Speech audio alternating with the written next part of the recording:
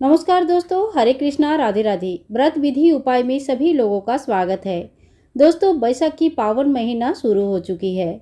17 अप्रैल से लेकर 16 मई तक चलने वाली वैशाख महीने की कुछ नियम के बारे में आज इस वीडियो में आप सभी लोगों को मैं बताने वाली हूँ। जाने अनजाने में की गई बहुत सारे पापों से मुक्ति मिलती है। हिंदू कैलेंडर के अनुसार कार्तिक मास, माघ मास और वैशाख मास बहुत ही पुण्य फलदायी होती है। हर एक दिन इनके पुण्य फलदायी माना जाता है। पूरी माह भर आप चाहे तो व्रत रख सकते हैं। इन महीनों में की गई दान, तप, जप, पुण्य फल, स्नान आदि का कहीं ज़्यादा फल मिलती है। वैशाख मास का क्या महत्व है, आइए अब हम जान लेते हैं।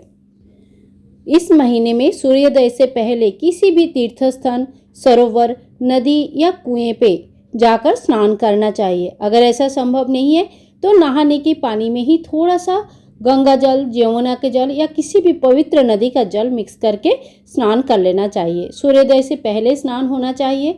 सूर्योदय के साथ साथ हमें भगवान सूर्यदेव को भी जल चढ़ाना चाहिए।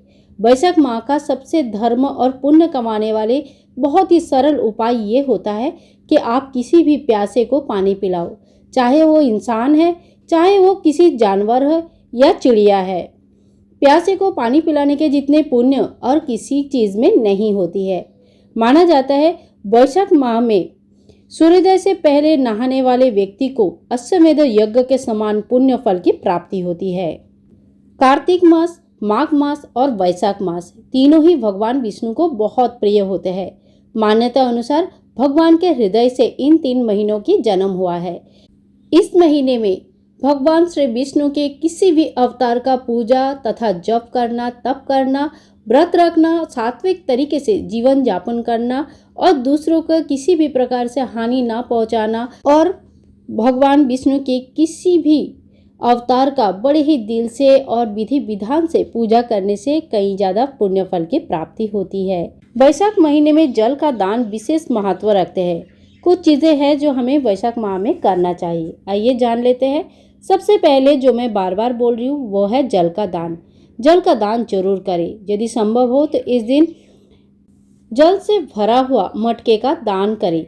वैशाख महीने में किसी भी दिन आप ये दान कर सकते हैं। आप चाहे तो जल से भरा हुआ मटके का दान मंदिर में कर सकते हैं। मंदिर के बाहर भी लोगों को जल पिलाने के लिए जल की दान किया जाता है।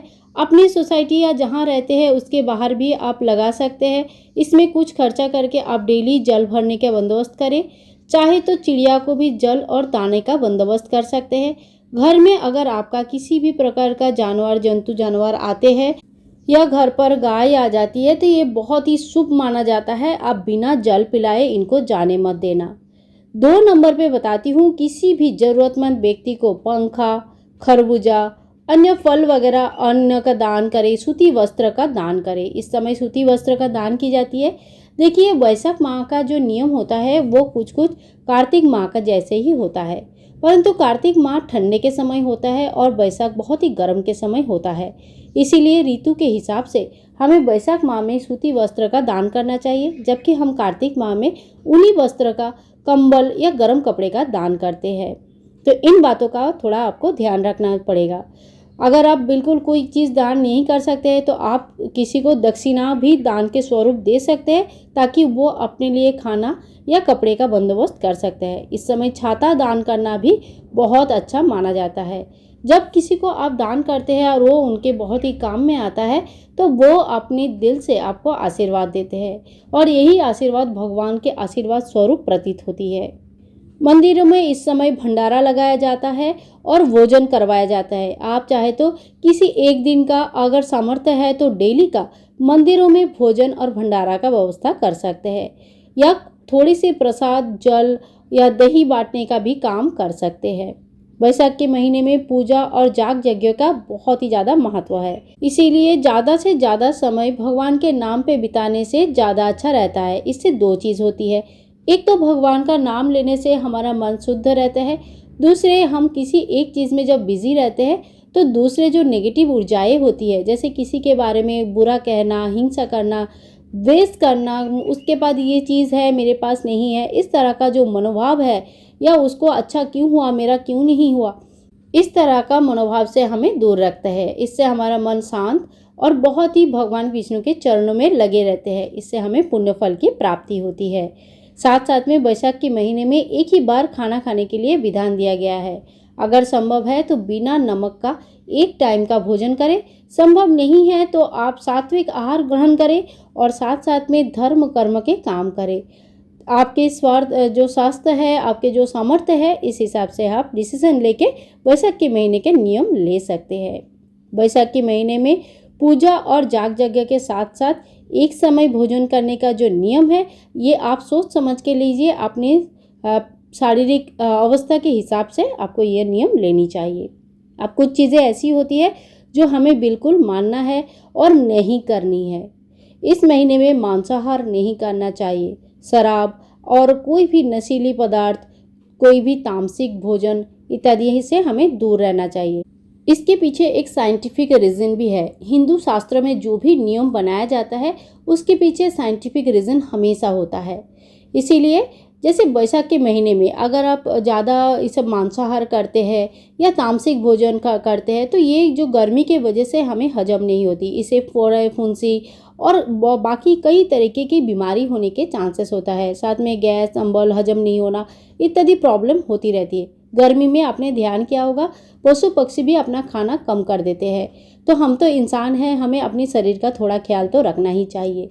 तो इसी तरह से हमें दोनों तरफ बैलेंस करते हुए, जैसे साइंस और हमारे आध्यात्मिकता दोनों साइड को बैलेंस करते हुए हम आगे बढ़ेंगे और इसी तरह से हम नियम को लेंगे।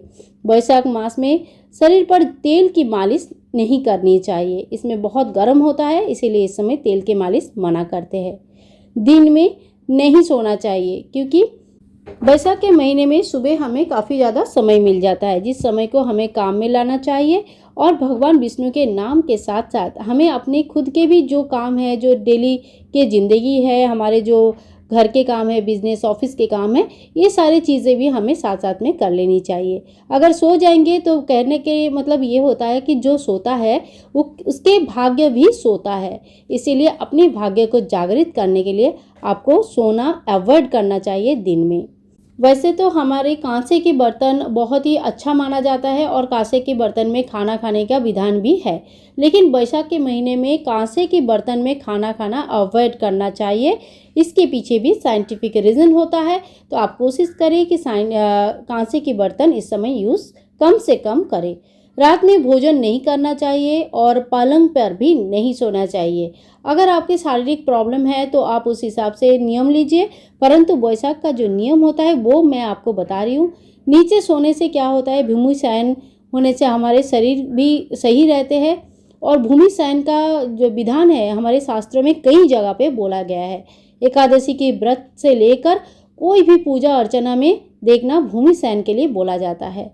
बैसाख के महीने में आपको सबसे ज़्यादा पूजा करनी है तुलसी की पौधे की। सुबेरे और शाम को आपको दिया दिखाना है, घी के दीपक दिखा सकते हैं तो बहुत अच्छा है। सुबह का मतलब ये होता है सूर्योदय से पहले, क्योंकि सूर्योदय के बाद दिया दिखाने का कोई महत्व नहीं होती है। शाम को अगर सुबह नहीं हो पाएगा, कम से कम शाम को आप दिया जरूर दिखाएं। बैसाख महीने के पूरे महीने के सभी दिन बहुत ही अच्छा रहता है। अगर सभी दिनों में आपने व्रत, तप या बाकी नियम नहीं ले पाए हैं तो कम से कम लास्ट के 5 दिन के नियम आप जरूर ले लें।